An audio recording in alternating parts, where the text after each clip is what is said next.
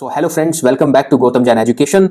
इस वीडियो में हम ये डिस्कस करेंगे कि क्या इंडिया वॉर प्रिपेयर कर रहा है। ये जो डिफेंस बजट है जो इंक्रीज हुआ है 8.9% and spending has been increase to 92 billion dollar, इसके पीछे के क्या रीजन है। क्या यहां पर भारत किसी बड़े वॉर के लिए प्रिपेयर कर रहा है। इंडिया के आगे पोटेंशियल कॉन्फ्लिक्ट किन कंट्रीज के साथ होने वाले हैं। इंडिया का डिफेंस बजट है उसमें मेजर स्पेंडिंग किसकी है, टॉप 5 कंट्रीज है उसमें इंडिया का क्या प्लेस है as far as defence budget is concern. इस लेक्चर में हम पूरा डिटेल में ये डिस्कस करेंगे कि भारत के डिफेंस बजट के बारे में, specially spending on equipment and modernisation. Lecture video के साथ बने रहें, आपकी जनरल अवेयरनेस एग्जाम के लिए काफी इंपॉर्टेंट है। यहां पे आप सबसे पहले ये देखो, जो ग्लोबल मिलिट्री स्पेंडिंग है दैट हिट्स 2.887 ट्रिलियन इन 2025। इसका मतलब ये सीधा सीधा दिखाता है कि जो वर्ल्ड मिलिट्री स्पेंडिंग है वो भी बढ़ रही है। हर एक देश जिसको खतरा है वॉर का या जो वॉर में इन्वॉल्व है, जैसे यूक्रेन की अगर हम बात करें, रशिया की बात करें, यूएसए की बात करें, यहां भी मिलिट्री स्पेंडिंग बढ़ती जा रही है। ओके, तो जो 11th consecutive year of growth आपको देखने को मिल सकती है, क्योंकि पिछले 5-6 सालों में हम देख रहे हैं वॉर ही वॉर चल रहा है कहीं ना कहीं, चाहे मिडल ईस्ट हो या यूरेशिया हो। एशिया की अगर हम बात करें तो इंडिया पाकिस्तान टेंशन, तो वॉर ही एक तरह से पूरे वर्ल्ड में अगर आप देखो तो चल रहा है, जिससे ग्लोबल इंक्रीज हुआ है डिफेंस स्पेंडिंग में। मिलिट्री बर्डन यहां पर 2.5% ऑफ ग्लोबल जीडीपी की अगर हम बात करें तो वो इंक्रीज हुई है, that is highest level since 2009। Okay, Ukraine war one of the main reason, Asia tension, India China, India Pakistan, China Taiwan issue, then NATO rearmament because of Russia threat. तो हो सकता है आने वाले 5 से 6 साल में ये जो डिफेंस स्पेंडिंग है ये डबल हो जाए, जो अभी $3 ट्रिलियन के अप्रॉक्स है ना, ये $6 ट्रिलियन हो जाए। अगर मैं आपको रैंक बताऊं टॉप 7 कंट्रीज की, तो यहां पे डेटा जो अवेलेबल है इसमें यूएस सबसे ज्यादा खर्चा करता है अपने डिफेंस पे, 954 के अप्रॉक्स। ओके, अगर कंपैरिजन देखें ओवर प्रीवियस ईयर तो इसमें ग्रोथ कम हुई है, लेकिन बाकी की कंट्रीज में आप देखोगे, चाहे चाइना हो, रशिया हो, जर्मनी हो, इंडिया हो, यहां पे ग्रोथ बड़ी ही है। भारत है वो 92 बिलियन डॉलर की स्पेंडिंग करके बैठा है, which is 8.9% growth as compare to previous year. देखो, इंडिया की जो रैंक है ना वो 5th है ग्लोबली। इसका रीजन क्या है, भारत की जो रैंक है वो 5th रैंक क्यों है, इसके पीछे जो मेन रीजन है कि भारत अपने डिफेंस को मॉडर्नाइज कर रहा है। जो भी बॉर्डर टेंशन है हमारी, Terroristan which is also known as Pakistan, और हो सकता है चाइना के साथ कोई आपको माइनर कॉन्फ्लिक्ट देखने को मिले, तो इसकी वजह से इंडिया का जो मॉडर्नाइजेशन है वो बहुत जरूरी है अपने वेपन्स के लिए। मई 2025 कॉन्फ्लिक्ट के बाद से तो इंडिया पूरा यहाँ पे सचेत है, पूरा अलर्ट है। ओके, तो इंडिया अपने ड्रोन्स पर, मिसाइल्स पर, कम्बाट एयरक्राफ्ट पर, इन तीनों पर मैसिव इन्वेस्टमेंट कर रहा है, जिसकी वजह से इंडिया की जो डिफेंस स्पेंडिंग है that increased 8.9%, which is 92.1 billion dollar. और अगर हम इसका पाकिस्तान के साथ कंपैरिजन देखें तो पाकिस्तान का जो बजट है वो है 11 बिलियन डॉलर, यानी भारत का 8 गुना ज्यादा है। मिलिट्री पावर भी भारत की इससे 8 गुना ज्यादा है। लेकिन जो चाइना जो मेन कंसर्न है उसके लिए भारत अपने वेपन्स को मॉडर्नाइज कर रहा है, स्पेशली कि अगर कोई फ्यूचर कॉन्फ्लिक्ट, अनसर्टेन कॉन्फ्लिक्ट होता है तो उस केस में हमारे वेपन टॉप नॉच होने चाहिए टू काउंटर आवर एडवर्सरी।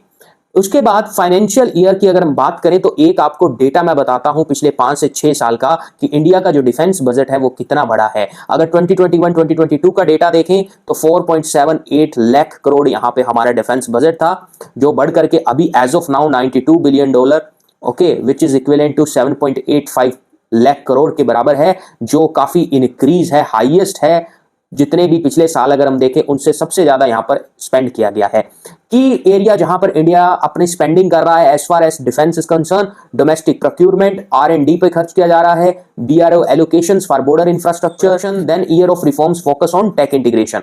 अगर मैं आपको बताऊं कि टोटल बजट का, जो टोटल हमारा डिफेंस बजट है उसका भारत कितना खर्च कर रहा है इक्विपमेंट एंड मॉडर्नाइजेशन पे, तो 25 to 30% यहां इक्विपमेंट मॉडर्नाइजेशन पे खर्च होता है। यानी अगर मैं आपको मोटा मोटा सिनारियो बताऊं तो सिंपल आप इस तरह से समझो, टोटल जो हमारा बजट है भारत का, अगर वो 53 लाख करोड़ रुपए है, ठीक है, 53 लाख करोड़ रुपए है टोटल बजट, तो उसमें से जो डिफेंस बजट है वो हमारा कितना है, लगभग 8 लाख करोड़, लगभग 8 लाख करोड़। और उस 8 लाख करोड़ में से इक्विपमेंट और मॉडर्नाइजेशन पे हम कितना खर्च कर रहे हैं, 2 से 3 लाख करोड़ रुपए, राइट। इसको और बढ़ाना भारत को पड़ेगा अगर अपने इक्विपमेंट को और मॉडर्नाइज करना है, और इक्विपमेंट हमें लेने हैं।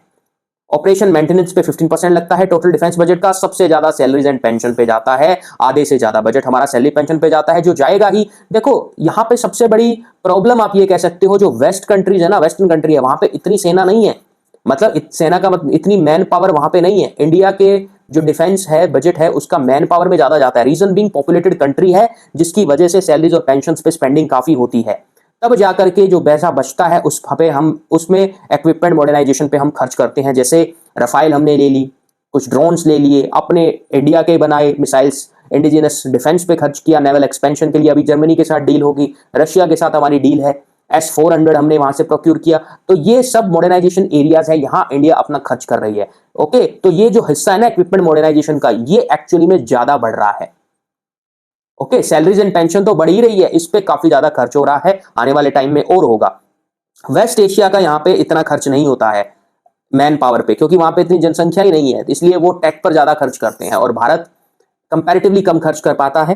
पर अब इंडिया अपनी डिफेंस स्पेंडिंग को काफी बढ़ा रहा है। यहाँ पे आप देख सकते हो कि 2025 में 3 से 4 लाख करोड़ के बीच में डिफेंस पे खर्चा किया गया है, जिसमें तेजस है, डिसॉल्ट रफेल है, उसके बाद प्रीडेटर्स ड्रोन्स, फिर हमने यहाँ पे अपने एयरक्राफ्ट कैरियर बनाया यानी विक्रांत, प्रोजेक्ट 75 के अंडर जो सबमरीन्स है उस पे हजारों करोड़ खर्च करने, फिर हमने ऑर्डर भी प्लेस किए हैं रफेल मरीन वर्जन के। अभी जो अभी रफेल डील है वो भी नेगोशिएशन टेबल पर है, तो देखते हैं अगर वो डील हो जाती है फाइनलाइज तो डिफेंस बजट और बढ़ेगा। ओके, लैंड वॉरफेयर की बात करें तो T-90 मेन बैटल टैंक्स यहाँ पे हमने खर्च किए हैं। K9 Vajra self propelled howitzer guns के लिए हमने डिफेंस अपना यहाँ पे खर्च किया है। S-400 जो 5 स्क्वाड्रन थे उसमें से 3 तो देखो है भारत के पास, चौथा बता रहे हैं इस महीने के लास्ट वीक तक आ जाएगा और आखिरी डिलीवरी दिसंबर के महीने में आ जाएगी 2026 के। और फिर भारत वापस से 5 और प्रोक्यूर कर सकता है, या तो S-400 लेगा या फिर S-500 पर डील करेगा भारत, वो भी रशिया से। ओके, ब्रह्मोस क्रूज मिसाइल पर हमारी स्पेंडिंग अब यूपी के अंदर आप देखो ब्रह्मोस क्रूज मिसाइल की फैक्ट्री सेटअप की है। फिर बॉर्डर इंफ्रास्ट्रक्चर पर काफी खर्चा हो जाता है, मॉडर्न वॉरफेयर पर, सैटेलाइट्स वगैरह, डिफेंस स्पेस एजेंसी, ये भी डिफेंस एलोकेशन में ही जाता है ना। तो इन सब एरियाज में जब खर्चा करेगा तो स्पेंडिंग तो बढ़ेगी ना, और ये सब क्या है देश को बचाने के लिए। क्योंकि आप एक चीज ये समझो कि जब कोई कंट्री स्ट्रांग होगी, जब कोई country as far as the defence is concern कि डिफेंस के एरिया में स्ट्रांग होगी, तो उस कंट्री पर कोई भी एक तरह से आप ये समझो रूलिंग नहीं कर सकता। वो किसी का वेसल स्टेट बनने की उसको जरूरत नहीं है। अभी ईरान देखो, अगर ईरान के पास आज न्यूक्लियर बॉम्ब होता या ईरान के पास कोई ऐसी रशिया इंडिया जैसी पावर होती, तो क्या अमेरिका ब्रूटली इस तरह से अटैक कर पाता? बिल्कुल नहीं। अमेरिका ने कब इतिहास में किसी स्ट्रॉन्ग कंट्री पर अटैक भी किया है? आज तक नहीं किया। ओके, या तो सैंक्शन के थ्रू वो ऐसे करता है, इकोनॉमिक प्रेशर डालता है, या फिर किसी और तरीके से, या फिर किसी और इलीगल तरीके से वो उस कंट्री को काउंटर करने की कोशिश करता है। डायरेक्ट कन्फ्रंटेशंस वो नहीं कर सकता, राइट। सो यहां पे इंडिया का जो स्ट्रेटेजिक चैलेंज है वो यही है, चाइना LAC और पाकिस्तान LOC वाला। इसी को मद्देनजर रखते हुए भारत अपने मॉडर्नाइजेशन कर रहा है और अपने इंडिजिनस प्रोडक्शन भी कर रहा है। देखो, सिर्फ और सिर्फ वॉर तो है ही, खैर कि एक मेन रीजन हो सकता है जो थ्रेट है इन कंट्री से, but at the same time India भी एक डिफेंस हब की तरह उभरना चाहता है, यानी कि हमारा जो देश भारत है वो एक डिफेंस एक्सपोर्ट फैक्ट्री बने। अब बाकी की कंट्रीज है, कोई AI पे इन्वेस्ट कर रहा है, कोई स्टार्टअप्स है, उनके पास टेक रिलेटेड चीजें काफी है। ओके, इंडिया चाहता है कि वो अपनी एक्सपोर्ट इंडस्ट्री को बढ़ाए, अपने एक्सपोर्ट को स्ट्रॉन्ग करे, भारत से लोग हथियार खरीदे। जैसे रशिया है, रशिया के हथियार बेस्ट होते हैं वर्ल्ड में, US के भी अच्छे हैं, रशिया के उससे भी अच्छे हैं कुछ हथियार। ऐसे हथियार हैं रशिया के पास, ऐसे वेपन सिस्टम है जो वेस्ट के पास भी नहीं है, राइट। तो इसी तरह से भारत भी अगर इंडिजिनस प्रोडक्शन करे, आत्मनिर्भर भारत, सेल्फ रिलायंट इंडिया, तो उसके प्रोडक्ट ना केवल उसके काम आएंगे बट बाकी के कंट्रीज को भी वो एक्सपोर्ट कर सकेगा। ओके, जो इवेंचुअली कंट्री की इकोनॉमी को बढ़ाता है और जनता को इससे फायदा ही होगा। So future wars will not just be for with soldiers but with tech, intelligence and economic power. Okay, जो सोल्जर्स पूरा टेक इनेबल्ड है, उसके पास अपने सारे गियर्स हैं, सब वेपन्स हैं, तो वो काफी अच्छी परफॉर्मेंस कर सकता है, right. So I hope I clear your doubt. अब आपको ये पता चल गया होगा कि भारत अपने डिफेंस पे क्यों स्पेंड कर रहा है, क्यों यहाँ पे मेजर स्पेंडिंग हो रही है। ओके, सो जो भी क्वेश्चन पुट करते हैं ना कि India is unnecessary spending on it's budget, तो उनको अब आंसर प्रोफाउंडिंगली मिल गया होगा। डिफेंस पर खर्च करना बहुत जरूरी है, ये देखते हुए कि हमारे पड़ोसी देश कौन है, उनकी क्या इंटेंशन है। अगर इंडिया डिफेंस इक्विप्ड नहीं होगा, मॉडर्नाइजेशन इक्विपमेंट में नहीं होगी, तो कहीं ना कहीं हमें आगे फ्यूचर में कॉन्फ्लिक्ट के टाइम काफी प्रॉब्लम आ सकती है। तो इंडिया ऐसा नहीं करने वाला। यहां पर गवर्नमेंट के द्वारा एक्टिवली स्पेंड किया जा रहा है, मैसिव इन्वेस्टमेंट की जा रही है, जिससे ना केवल इंडिया अपने एडवर्सरी को बिफिटिंग रिप्लाई दे पाएगा but at the same time India as a defence export hub के रूप में भी आपको देखने को मिल सकता है in upcoming years. So thank you so much for watching this lecture. If you find this informative then please do like the video and subscribe to my YouTube channel for more such informative videos. Thank you so much. Jai Hind, Jai Bharat, Vande Mataram.